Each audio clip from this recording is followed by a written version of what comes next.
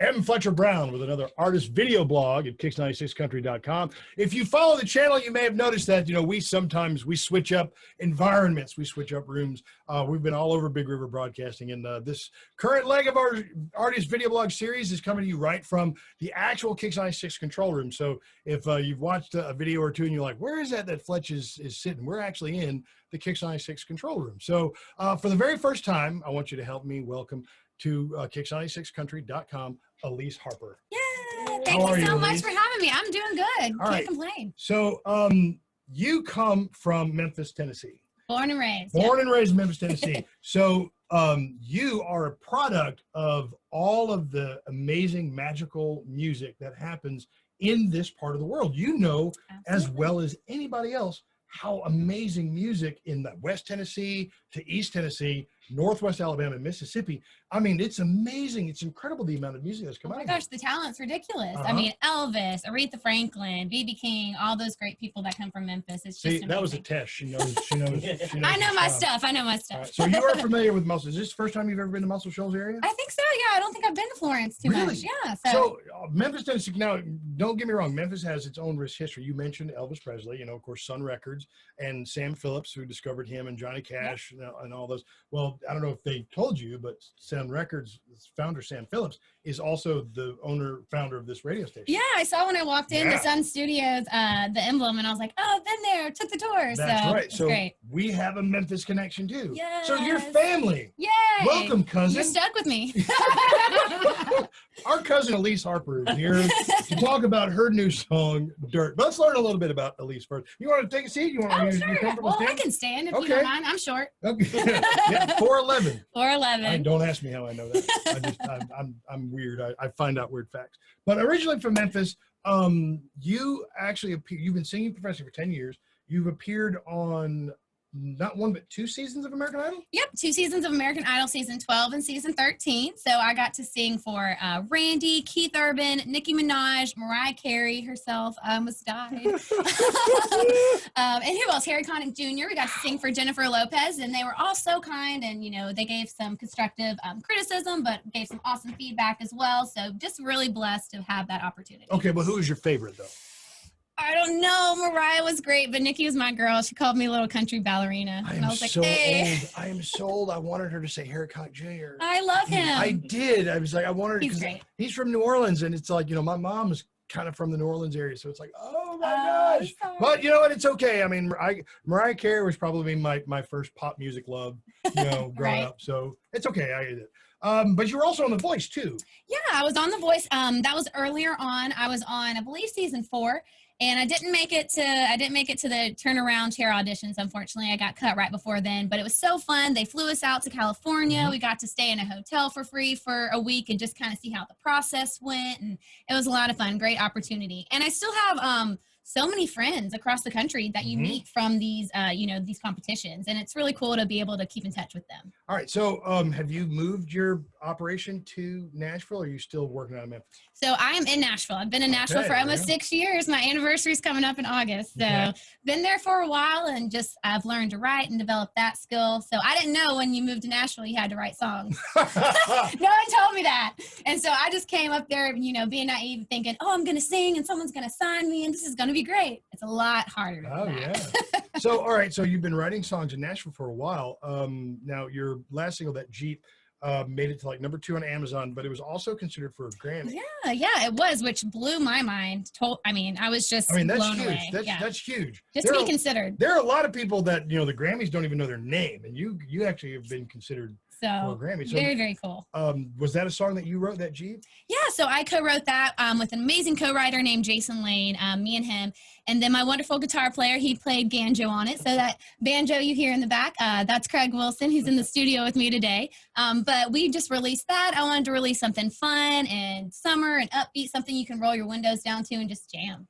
Okay. So now you also have been featured on a Netflix series that now I have to go and find because I haven't seen it. It's called Sing On. Is that right? Yeah. So that actually, I filled out this information. It was kind of sketchy. It was a little sketchy. It was through Instagram. And Nothing about Netflix is sketchy. Nothing. They control everything. They're probably watching right now. But I signed up for this. It was a karaoke contest. And I thought, oh, maybe I can win some money. So I signed up, and then they said, well, you have to audition. I was like, okay, well, maybe it's for TV or radio or something. And I went and auditioned, and I was sick at the time. I had 101. I thought I blew it, ended up getting it. And they didn't tell us until 2 weeks that they were like, hey, it's going to be on Netflix. And so we were freaking out. They flew us over to London. We got to record in the same studio that 007 was filmed in, which is amazing. That was really cool.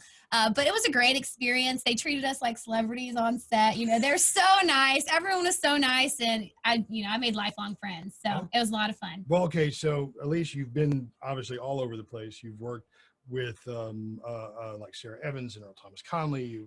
You've been on these programs that are famous, American Idol, The Voice. But what would you say has been, at your point where you are now in your songwriting, your career, all of this leading to your current single Dirt and this album?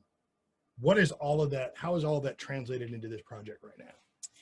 So it's just been a learning experience, the whole writing process. Obviously, in my personal life, I've gone through relationships and gone through heartbreak, and that's kind of what Dirt's about. It's a little bit of a revenge song. Yeah, I caught to that.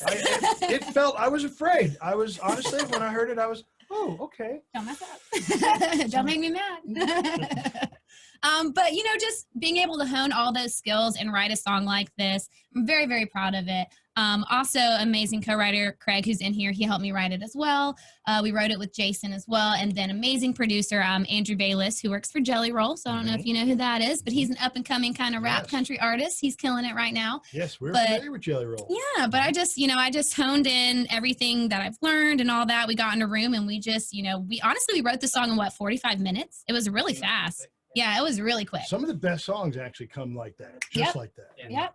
And now it's a great song. What else is on this project? Now, is the project done? I know this song dropped in May, but the album, is it finished or is it an EP? So this is the single, and we are currently working on an EP. Okay, so it's forthcoming. Yeah, so it's coming up. I'm trying to decide if I want to add this song onto the EP or if I just want to do, 4 whole new songs and give them even, more songs. So we're still trying to figure that out. It's in the works. We've recorded a lot of them already. We've recorded 3. So we're just kind of nailing that out in the studio, finishing up the vocals and, trying to put the whole project together. So. All right. Well, I'm going to ask you the same thing I've asked everybody who is I've gotten a chance to talk to. COVID changed so much of what we do. Obviously, the last few, if you're an avid watcher of the series, the Artist Video Blog, you've known that for the last year and a half, almost all of my videos have been on Zoom. They've been virtual. And I've asked all of our artists the same thing. And the response is generally the same, but everybody has their own unique experience. How has traversing the music industry in your career, how has that been, obviously, in the last year? Challenging, but what have you specifically done?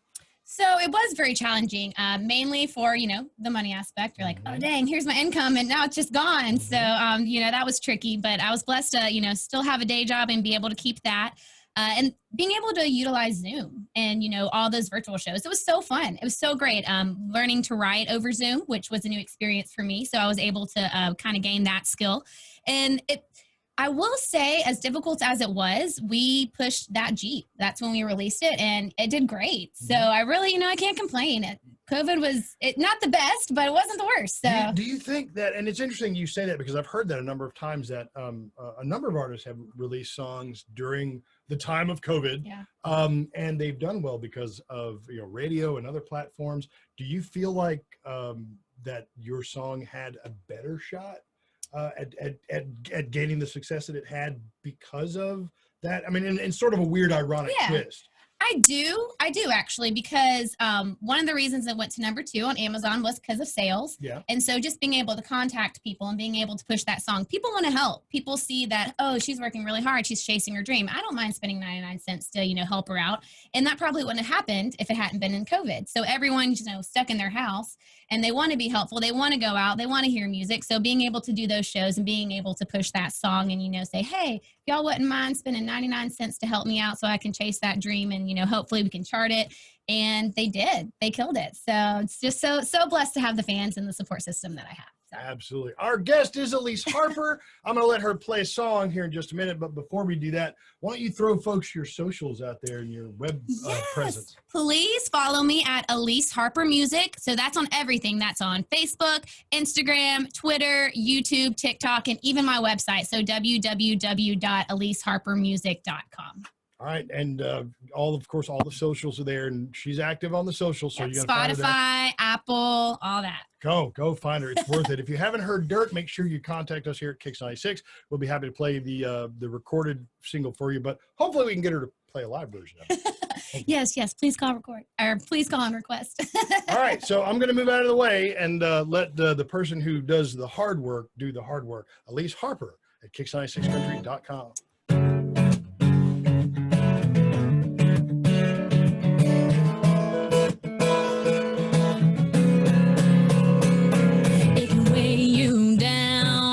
Can hold you up, be a solid ground, or just get you stuck. It can give and it can take, it can heal or it can hurt. Dirt. Hey, these boots ain't got clean spot up since you muddied up the trail. And I heard what you did with her, now I got dirt on you too. Dirt all over this town. Spreading around, I've seen her hair, guess you like bleach. Gonna make sure that you come clean, dirt. I know where you sleep, dirt. Still got that key, lipstick stain on your t-shirt. R.I.P. gonna bury you deep in dirt. Bury you deep in dirt. You can wash it out, you can scrub for days, give it all you got, I won't go away. You can try to hide it, I will always find it. Dirt all over this town, dirt, spread it around. I've seen her hair, guess you like bleach. Gonna make sure that you come clean, dirt. I know where you sleep, dirt. Still got that key, lipstick stain on your t-shirt. R.I.P. gonna bury you deep in dirt. Bury you deep in dirt. R.I.P. You promised me wine and roses, but you left me in the weeds. The kind of dirt that you play in don't grow no family trees. These boots ain't got a clean spot up since you muddied up the trail. And I heard what you did with her, now I got dirt on you. Dirt all over this town, dirt is spreading around. I've seen her hair, guess you like bleach. Gonna make sure that you come clean, dirt. I know where you sleep, dirt. Still got that key, lipstick stain on your t-shirt. R.I.P. gonna bury you deep in dirt. Bury you deep in dirt. R.I.P. gonna bury you deep in dirt. That was our guest, Elise Harper, and we hope you had as great a time as we did. And Elise, I hope we'll come back and see you. Yes, absolutely. I hope you'll have me back. Absolutely. Well, I mean, like your cousins, your family. Right? Yeah, our cousin Elise Harper will be back from Memphis, hopefully, go. and talk with us some more about what's going on with her in the near future. I expect big things, and you should too. Elise, thank you for being here. Oh, thank you so much. I wouldn't want to be anywhere else. And don't forget to look for the single Dirt on all of the platforms. You've got Amazon, iTunes, Spotify, whatever you do. And of course, at Kicks 96, we're happy to play it for you. We've got it. Call us up and let us know you want to hear it, and we'll play it. Thank you so much for being here, and we'll see you next time on another artist video blog at kicks96country.com.